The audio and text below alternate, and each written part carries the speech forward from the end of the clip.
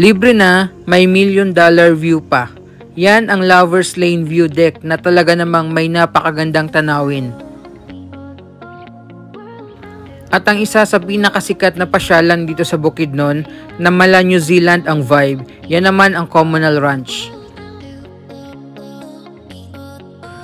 Yan po ang mga tampok sa ating vlog dito po sa pag-iikot natin dito sa Municipality of Impasugong, probinsya ng Bukidnon.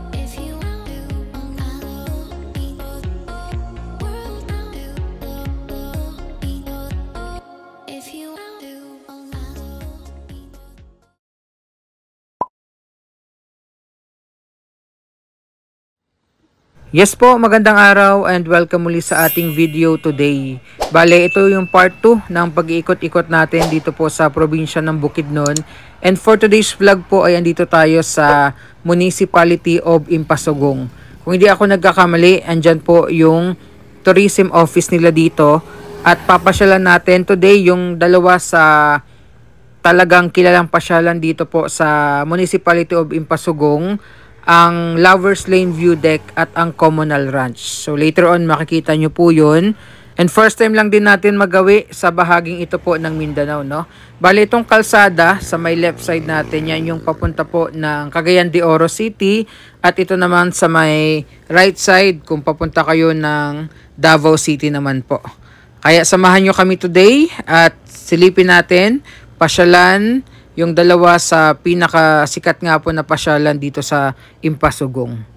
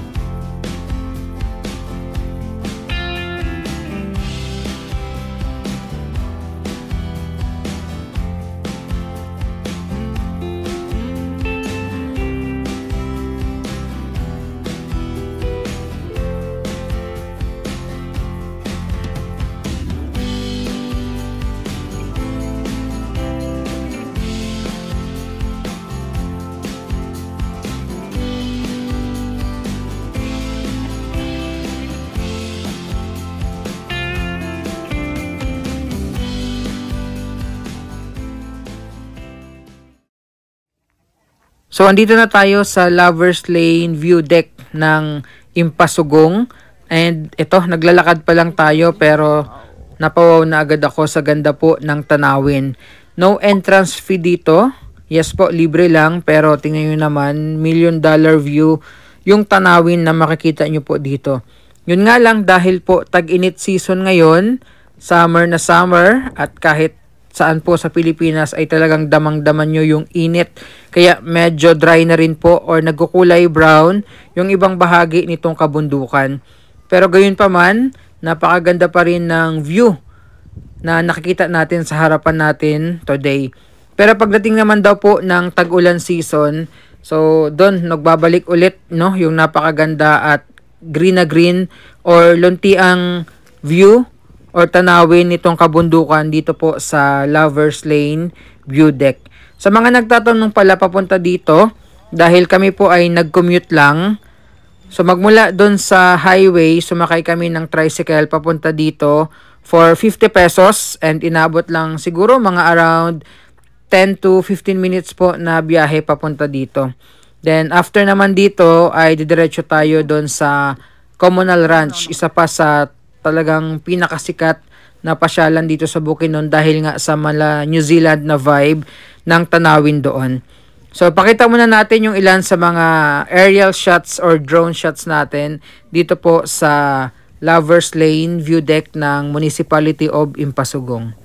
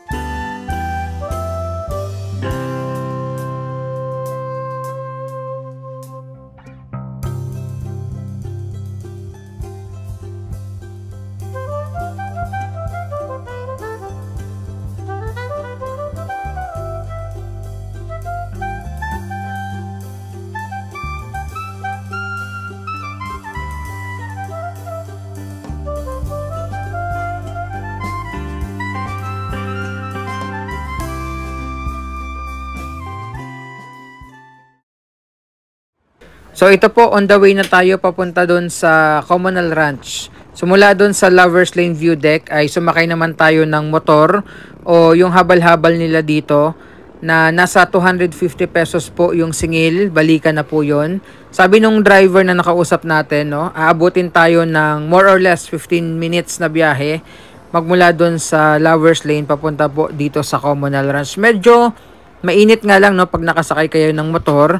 So, I suggest siguro mas mainam lalo kung babiyahe kayo ng grupo or ng family po, no? Mas maganda kung mag-rent na lang kayo ng sasakyan dahil talagang aside sa medyo nakakahilo dahil sa pakurba-kurbadong mga daan ay napakainit din talaga. Pero napakaganda naman po nung tanawin, no? Habang tayo ay papaakyat dito sa bahaging ito ng Bukidnon. So tara, biyahe muna tayo and update ko na lang po kayo mamaya pagdating natin doon sa Communal Ranch.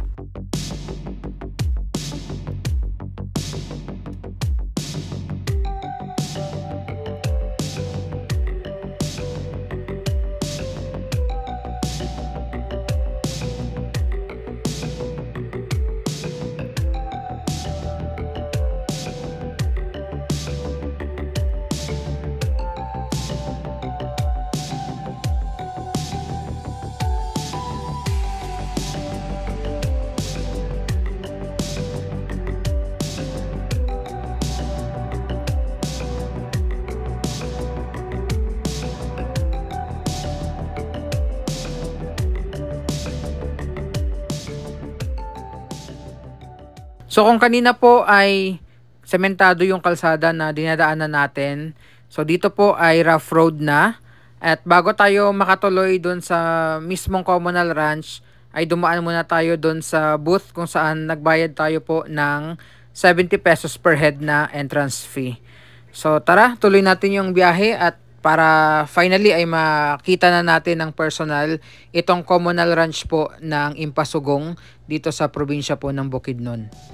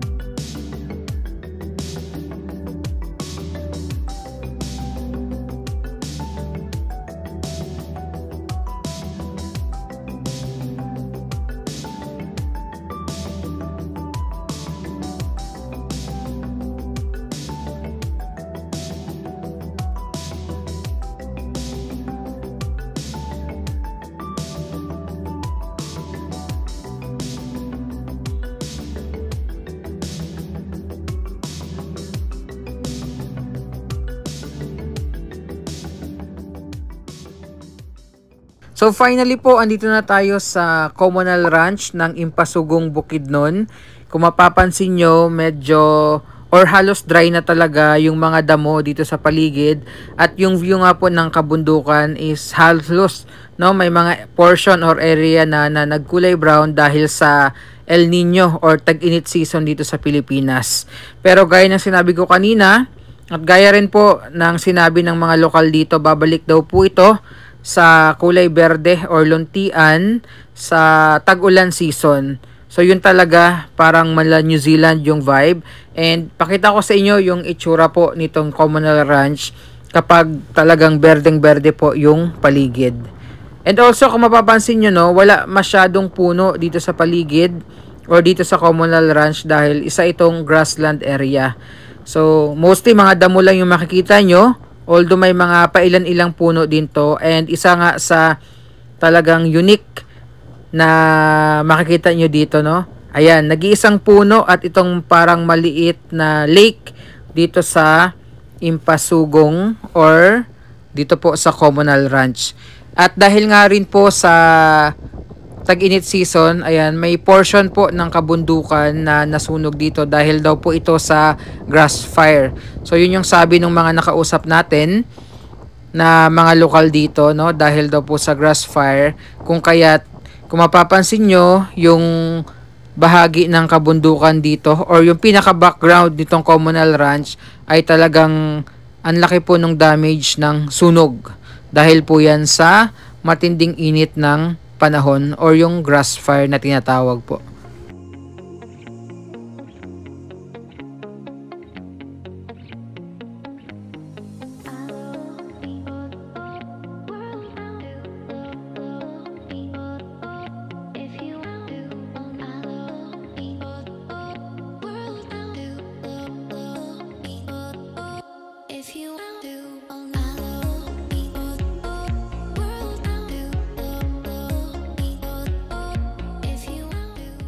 Ayan, so yun nga lang, talagang sobrang init yung dating natin dito. Ito po ay 2:00 ng hapon.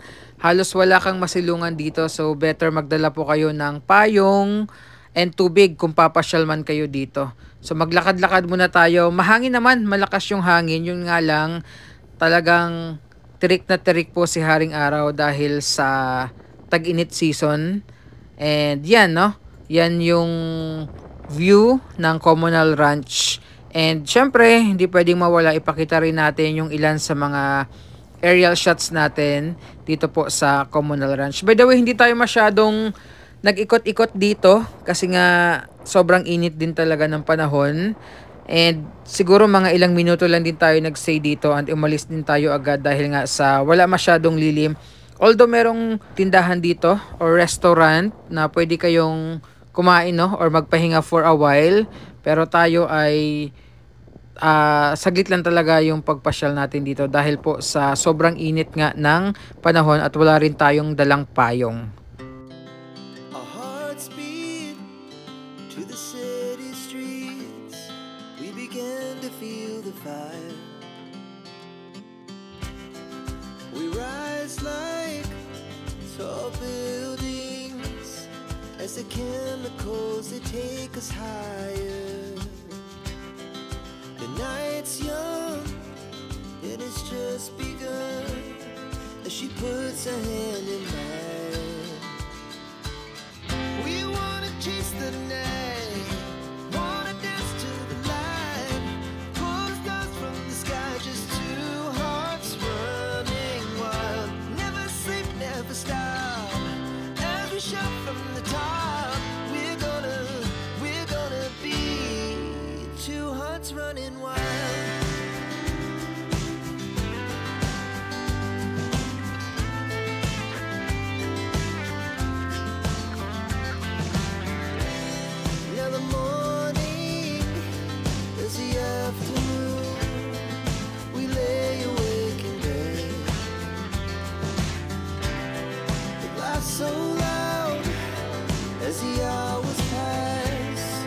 wanna do